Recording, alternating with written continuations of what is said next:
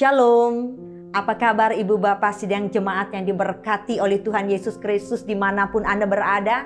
Saya percaya Ibu Bapak sidang jemaat selalu ada dalam kasih Tuhan.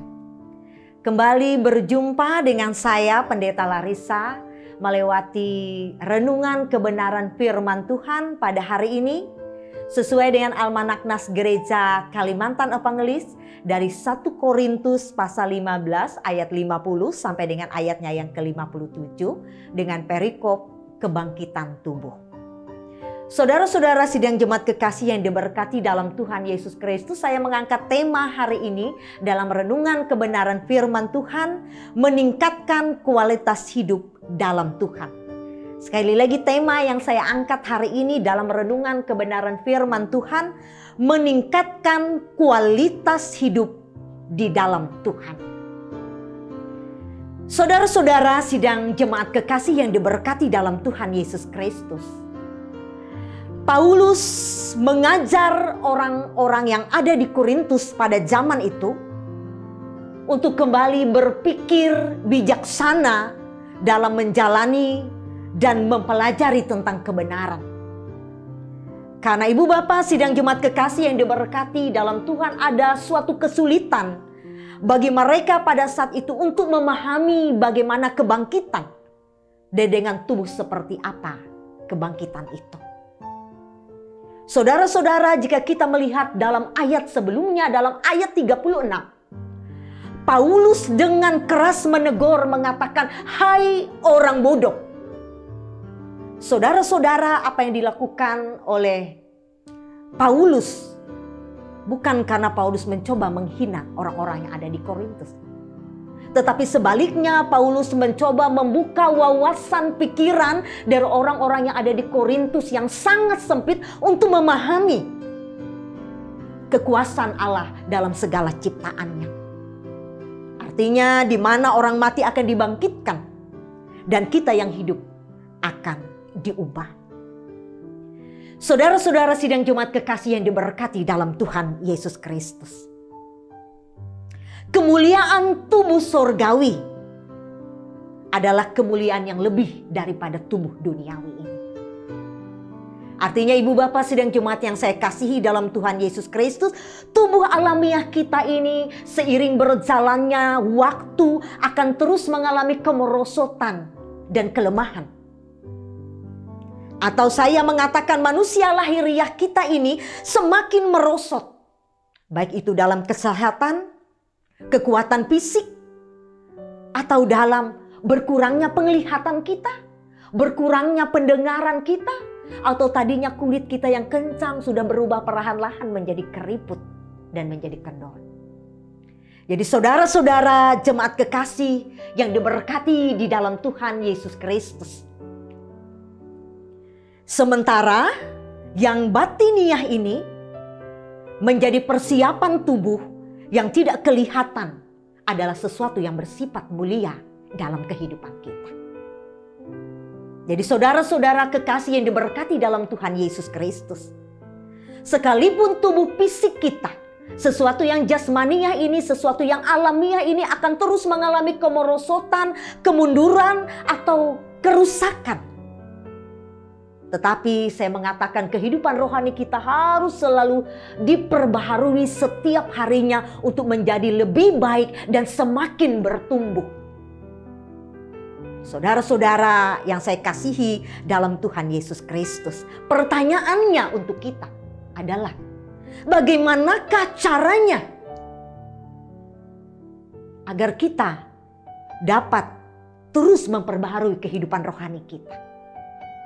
Saya tadi mengangkat tema, caranya adalah dengan meningkatkan kualitas hidup kita di dalam Tuhan. Sekali lagi, caranya adalah kita meningkatkan kualitas kita, kehidupan kita di dalam Tuhan.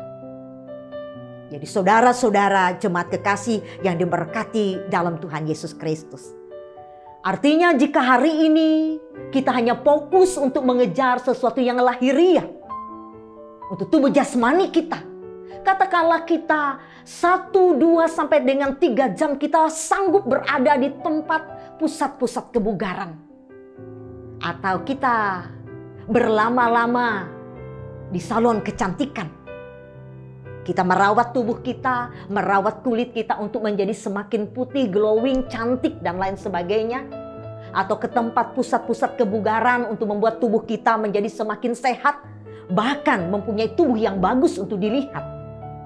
Saudara-saudara, kita hanya lebih fokus mengejar sesuatu yang jasmania, sesuatu yang lahiriah. Tetapi segala sesuatunya hanya sementara, merosot, dan akan binasa dalam kehidupan kita. Hari ini kebenaran firman Tuhan mengajarkan untuk kita mengejar manusia batinia yang tidak dapat binasa. Artinya ibu bapak, sekalipun saya mengatakan yang lahiriah ini tadi akan mengalami kemunduran, akan rusak, akan merosot. Tetapi yang rohani ini akan selalu diperbaharui dan terus mengalami peningkatan kualitas kehidupan kita di dalam Tuhan. Artinya ibu bapak sidang jemaat kekasih yang diberkati dalam Tuhan. Saya menggambarkan tadi, jika kita bisa 1, 2, sampai 3 jam di tempat pusat kebugaran, atau di salon-salon kecantikan berlama-lama di sana, kenapa kita tidak meningkatkan kualitas kehidupan kekristenan kita dalam Tuhan? Meningkatkan kualitas doa kita kepada Tuhan. Hanya 5 menit saja. Kita mungkin akan gelisah. Mungkin mengatakan terlalu lama bagiku untuk berdoa. Kemudian kita tidak punya lagi waktu untuk membaca dan mendengarkan firman Tuhan. Saudara-saudara, ingatkah dalam ayat 50 mengatakan bahwa daging dan darah tidak mendapat bagian dalam kerajaan Allah. Saudara-saudara, apa yang kita kejar, apa yang kita pertahankan, apa yang dilihat secara dunia ini tumbuh fisik kita, sesuatu yang tidak mendapat bagian dalam kerajaan Allah. Tuhan mau ada sesuatu yang balance, ada keseimbangan dalam kehidupan kekristenan kita, mencari Tuhan. Mencari sesuatu yang tidak dapat binasa, yang akan menyertai kita kelak dalam kebangkitan, di mana kita akan menerima rupa surgawi.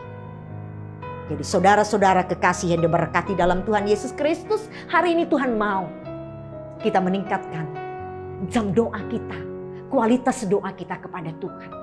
Tuhan mau kita meningkatkan kualitas kita untuk meningkatkan waktu kita mendengar suara Tuhan, memimpin perjalanan hidup kita, membaca dan merenungkan firman-Nya di dalam perjalanan kehidupan kita.